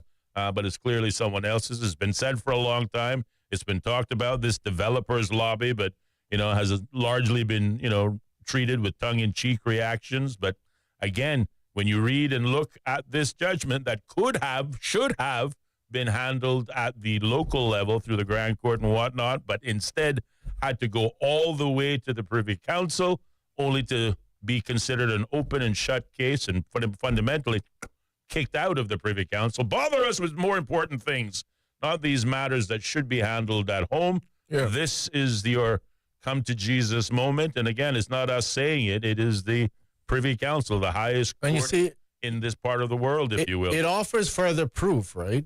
And I'm just going to say it raw like this. It just shows you how the little man's getting screwed. Yes. Because, what if these guys didn't have money? Yes. They have money, right? So you think about how many average persons, the average guy, go to court, got a perfectly good case, and they just get royally screwed. Yes. And there's no one there to say, come on, I don't think you treated this guy fairly. I'll never forget going to court. This was many years ago now, many moons ago. And there was a guy from West Bay. He goes to court, and the first thing the judge says, it's something like this: "You again, Mr. So-and-so?" And I remember saying to myself, my God, I don't know if that's right. Isn't justice supposed to be blind? Like, somehow don't we put behind us what he's done, judge this case, and then, if he's found guilty now, then fine, maybe you might bring up, past offenses in terms of determining a sentence. Mm-hmm. But the first day in the court, you again, I'm thinking to say, why do I feel this gentleman will not be getting a fair trial? The decision will not be going his way. And all today. I'm saying to you, if you are watching and there are people here, millionaires fighting in the courts, millionaires fighting billionaires in court to get their rights enforced. I'm just telling you. Yep. this is why we have to vote right and stop following the private owners, of this fantasy island. Hey, you got to stop it because bottom line, you're getting screwed because you have no money to defend yourself. Yes. Sorry for you. That's all I can say. Sorry for us. Sorry for us. I'm part of that group too. Poor little me. Turning to WhatsApp, again, to my question, where is the nuclear fallout following these 3 bombings? And my colleague did attempt to make an answer, but I think it doesn't work? No, it works just fine. The WhatsApper agrees with you, but I want to make sure I cover all the bases. Okay. Austin, the facilities that the U.S. bombs did not have the full ingredients for a nuclear bomb. And that was always made clear by Iran. But it only had to add another ingredient. Don't ask me what that ingredient was, but that's why there was no nuclear reaction, because there were not nuclear bombs, okay? So again, I ask the question, if there were not nuclear bombs and there was no uranium enrichment, then why did the U.S. feel the need to blow them into the, past tense? You got to kind of look at it. To prehistoric era. This is probably not the perfect analogy, but you have I like when you raise questions like that, right? Because nothing happens in a vacuum. Right. If you feel like, I feel like an idiot when I'm talking about this, well, you're not the only idiot in the room. Okay, so all I'm saying is, you got to look at it like a supply chain, like a manufacturing line. Yes. So almost can kind of sit and say, okay, see if I get this right. The guy has a clip, he has a barrel, then there's a trigger over. The guy's building a gun, okay? Yeah. So it's only a gun technically. Yeah. When it's all together. That's when it really becomes dangerous. But there's a process to it becoming a gun where I can pull the trigger. But it doesn't, just because I take all the gun parts and spread it out in this desk, the police comes in, here's Solomon, you have a gun? No, I don't. Yeah. No, I still have one. It's just not assembled yet. It doesn't, we're about 5 minutes away, depending on how quick you are, from assembling this thing, right? So it's crude analogy, but it's something like that. So apparently, I don't know the nuclear process. Maybe I'll go do that tonight. Homework. How do we make a nuclear bomb? Let's see if somebody tags me. Don't do that. No. But don't put it on social media. They'll have some general. They'll have some general overviews. And the bottom line is that there's I give the crude analogy of the gun. It's a matter that you have pieces that you need, and it's a bit of a puzzle piece, but it's obvious what I'm doing. Yes. I can lay it all out here. I don't even know. I have a brother that's the expert on the guns. I should use his head right now. Yeah. You know what I'm talking about. You have one of those too. Well. So do. But you got the coil, you got the barrel, you got. Come on. Yes. It's a gun. All the bits and pieces. All the bits and pieces. He just needs to assemble it now, and then we have a perfectly good gun / warhead. There you go. Well, I was going to make the comment, and you reminded me of what I was going to say. Certainly in terms of you've heard people say, well, war is good, war is profitable. Why is war profitable? Well, for all of those bombs and missiles and bullets, there are companies that makes those bombs and missiles and bullets and the requisite operating parts, the ingredients, as some say. They also have companies that own the bandages and the Band-Aids. And all of these things are used in copious amounts at war. So hence the reason, that's why the stock markets, are usually smiling during times of wars. One person said to me, wow, with Donald Trump bombing 3 nuclear sites, the stock markets don't seem to be reacting harshly at all. Of course not. They're happy. Everybody's making money. That's it. The money flows. I mean, a sad example, Hurricane Ivan hit Cayman. They said we had $2 billion worth of damage. Yeah, well, that's a lot of financial activity. So even a lot of put options to win. There's a lot of construction. It's a boom, Yes. And at the end of the day, it's nothing different here. I'm pretty sure there's a crew to do the cleanup. Somebody's got to get a contract for X, Y, and Z, and who knows what else is going on behind the scenes. But wars are good for the economy. Not that I'm in any way at all suggesting that I'm in favor of wars, mind you. No, not at all. I don't believe in wasting human lives. No. But it is a reality. 618 here in the studio. Number to call if you want to get in, 745-2626. Whatever your call is, we'll make it at least 3 seconds shorter. 745-26. That's a joke, Austin. 3 minutes shorter. No, I was shaking my head because this long weekend, with Monday being a public holiday and me constantly being... Are you going to be lost on the days again? Well, I misspoke earlier. Okay. I did say that the Seafarers Registry was taking place today. It's actually taking place tomorrow. Tomorrow's Wednesday. Today's not Wednesday. Austin, now that you say it, I've always known you were ahead of your time. I was way ahead of my time on this one. This is proof. You didn't miss anything, anyone. The Seafarers launch is in fact taking place, and I should have looked at the date, Wednesday, the 25th of June. If the Wednesday didn't give it away, the 25th surely should have. Favorite hump day. It would have been. So, but again, it was my mistake, and I own it, so I apologize. But again, I blame it on the long weekend. They always bowl me for 6, to use a good cricketing term. For 6. They lick me for 6 these long weekends. I lose track of the days of the week, and if I don't pick up the phone, I didn't know today's Tuesday. So clearly, I thought it was Wednesday all day long. My God. Anyway, so the Seafarers Registry taking place tomorrow at 5:30 p.m. at the Constitution Hall in Georgetown. Whilst, again, it may very well take some listeners away from our otherwise riveting and very important discussions, as we are discovering here today. Certainly thanks to the many callers who started calling from as early as 4:30. We do appreciate it. And by the way, I saw this video circulating where we had some boats, and I'm not going to call the name of the boats because, or the owners of this, because I'm not 100% sure. I can't say, I heard it being called in the video, but that I haven't been able to confirm 100%. But when I do, we shall call names, name and shame. But either way, these docking up, I'm inferring at the new dock that was just recently constructed near to the restaurant there, Lobster Pot. I think that's where that restaurant is. Yes. Or where the dock is. But again, docking up without all of the regular, what do you call those things? The little cushions or whatever it is that prevents the boat from just slamming the heck out of the dock and destroying it. What do you call it? Bumpers? Bumpers. Okay. I think there's another term for it, but bumpers. We'll go with bumpers. Bumpers work. All right, for those professional boaters, tell us what the right term is. But these big, huge rubber buoys or bumpers or whatever it is, it's not on there. No. And apparently, this means that the dock is going to be being damaged. And, of course, it's taxpayers' dollars that's paying for this dock. Well, the dock's going to be damaged, but certainly so too with the boat. So, I mean, but then again, if you're owned by these rich millionaires, what's a boat? The bottom line of it is, as the private owner of the boats is supposed to be concerned. He should be calling the staff in as well, saying you're trying to destroy my boat. But in this case, the public concern is you're destroying a public dock. The taxpayers just finished rebuilding it, and there's a private company just mashing the heck out of it. Yeah.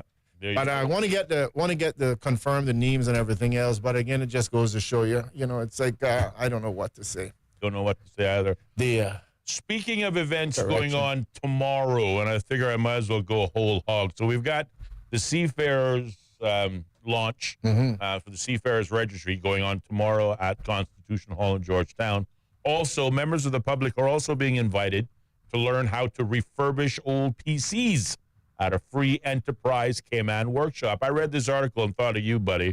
Before you go, let me just cut you, right? Because this Constitution Hall, I'm pretty sure, throws a lot of people off. It's the town hall, okay? Georgetown Town Hall on Fort Street, right behind the big Fort Street clock, the town clock. Okay, good. There you go. But it's only been Constitution Hall since, about 2017-ish. But I know, we take a little while. For me, too, when they started naming these roads, what? You call that Elgin Avenue? I just called it home for many, many, many years. Something like that. So a hands-on session will be held tomorrow that will show participants how to install new hard drives, set up fresh Windows operating systems, and run tests to ensure everything runs smoothly. The workshop being led by Ali Famois, formerly of Offreg, now with the now with Cayman Enterprise City. He's the chief technology over there, and he's offering this free workshop, I guess, through Enterprise City. That is ideal for anyone curious about IT, hardware, or sustainable tech solutions. No technical experience is necessary. And the event runs from 5:30 to 7:30 at Signal House, located there on North Church Street, Georgetown. And you can register online for the event. You can check out my favorite newspaper, my favorite online newspaper, the Cayman Independent, for details. And you can, of course, click the Register Here button, which, of course, they have a link to the story therein. Or you can just look up Enterprise City online and register that way. But, yeah, I think this is I think it's a good event.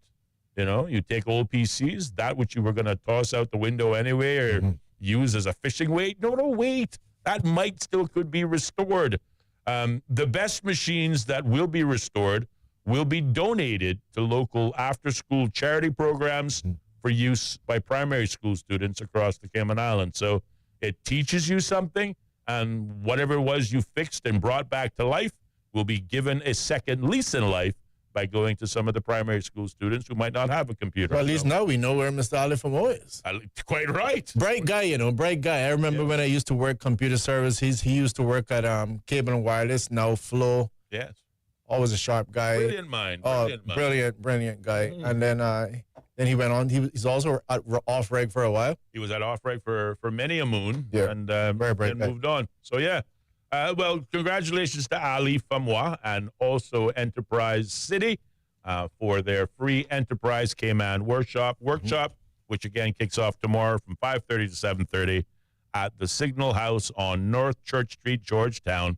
Again, no technical experience necessary. So if you've ever wanted to learn to put together old PCs or how to, I guess, reinvigorate new life in that dead PC, well, maybe tomorrow's your opportunity to do so. It just shows you how far the technology has come. I remember when I initially started working at computer services, and oh my God, this was back in the day when you had a drive about say size, but I guess people can't necessarily see if they're in their car, but something probably about 7 inches by about maybe 4 or 5.5 inches wide and an inch and a half thick, and then this was like a super duper. This is 40 meg.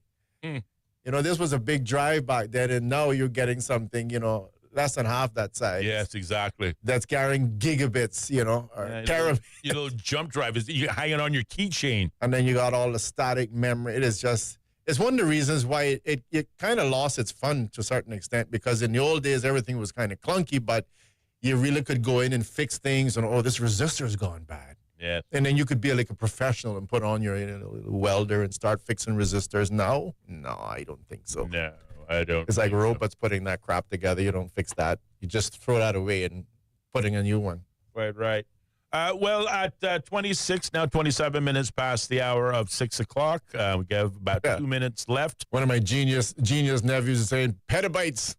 Petabytes. Petabytes. Thank you. What's a petabyte? Well, it just keeps going up, right? It's like, you ever know that? Oh, hold on. There was a little acronym. People need you, man. Keisha's mother's got TB. So it's like, yeah. So it was like on your smaller side was things like pico, nano, et cetera, et cetera. And then the larger one was kilo and gigabyte and so on. So all right. Now you got terabytes and petabytes, and this is just voluminous, large. Gigabytes, and then you have what terabytes. Terabytes one came after that. And terabytes came after. What came after terabytes? Well, now I guess it's petabytes. Petabytes. Well, I don't know. What? Wow. Come on, tell me. I don't know, dude. You're the computer guy in the room. He's saying to you. No, I stopped at terabytes. Okay. All right. But he's saying 1,000. So 1,000 terabytes. I think he's saying is a petabyte. Wow. Oh my God. Wow. Okay. So this is like, you're talking super large amounts of memory, but you really got to think about that. Like you're just talking in the palm of your hand. Mm-hmm. I got thousands of books in the palm of my hand. Yeah. Imagine if I was back in the 1600s and says, I guarantee you in the future, I will be holding 1 million books in my hand. People look at you like maybe burn you to the stake or something. It's like, you witch. What are you talking about? Just idiot. Wrong with you? Someone holding 16,000 books in the middle of his hand. Yeah, that's all the time we have for you today. And with this new server, I'm going to be doggone if he's going to cut me off before we sign off for today. But hopefully we'll have that issue fixed for tomorrow. Speaking of tomorrow and the rest of the week, we've also extended an invitation to 1 or 2 homeowners from the Britannia side of things, hoping somebody might be willing to join us to discuss, obviously, their groundbreaking win and what it means to them. But as always, tune in to Ellio and I every weekday evening from 4:30 to 6:30 for more Straight Talk, where, as always, in the absence of guests, well, we always have riveting conversations, much like the one we had today, and we hope you will tune in for that each and every weekday evening from 4:30 to 6:30 right here, only on Bobo 103.1 FM. The home of the BBC World Service, the most trusted news source in the world. This is Bobo 103.1. The following commercial messages are brought to you exclusively by Stingray Media. At Priced Right, spending less on everyday products is easy. Spend less on office supplies, tools, and automotive products. Spend less on groceries, fresh produce, and meat. Spend less on electronics, TVs, and speakers. Spend less on home furnishings, beauty products, and apparel. At Priced Right, we believe you can live better for less. To start saving, visit us at the Airport Center in Georgetown or at Republic's Plaza in West Bay. For more info, visit pricedright.ky. Live better for less at Priced Right. Looking for TVs, electronics, sound systems, speakers, gaming consoles, games, and smart home gadgets? Shop Cost You Less. Looking for housewares, small appliances, fans, mini fridges, and cooling? Shop Cost You Less. Looking for baby supplies, toys and games, pet supplies, cleaning supplies, and auto supplies? Shop Cost You Less. Looking for quality produce, grass-fed meats, and groceries? You guessed it. Shop Cost You Less. Cost You Less is your destination for everything you need on island. Cost You Less. Everyday low prices on items that matter to you. Have your engine driving like never before with Pure 93, the highest pure octane fuel in Cayman, and available exclusively at Rubis service stations. Pure 93 protects against engine knock, restores lost power and acceleration, cleans fuel injectors, intake valves, removes engine deposits, improves your fuel economy, and it meets international specification requirements for your car. Fill up with Pure 93 now and keep your engine running like new. Fuel the difference with Pure 93, available exclusively at Rubis. Insurance matters. It gives you the confidence to live life as you should, knowing you're protected. As a leading local insurer for over 25 years, Island Heritage has a consistent track record of providing best-in-class customer service with quick and efficient claims processing. This means insurance you can rely on when you need it most. The Island Heritage Way. Visit us online at islandheritageinsurance.com today to learn more about our home, contents, motor, marine, and commercial insurance products. Go on and live your life. With Island Heritage, you can. When you're on the go, the experienced team at Foster's Pharmacy are here to help. Drop off your prescription while you shop or WhatsApp us and we'll prepare it, ready for your arrival. Whether you need prescription or over-the-counter medications, blood glucose testing, or advice on vitamins and supplements, we're here early in the morning to late at night. Both of our locations at our Camana Bay and airport stores are open 7 a.m. to 9 p.m., Monday to Saturday. For more info, visit fosters.ky/pharmacy. Foster's Pharmacy. Better health because we care. When it comes to cooking for my family, I turn to Kirk Market for all our nutritional needs. Whether whipping up a quick stir fry with lean CAB choice beef or preparing a healthy weekend dinner with fresh local snapper, Kirk Market always has exactly what I need. At Kirk Market, I find premium proteins that keep my family healthy, energetic, and always coming back for seconds. Visit Kirk Market today. Bring home the quality and freshness your family deserves. Kirk Market. Eat well, live well, and experience a world of choice. This is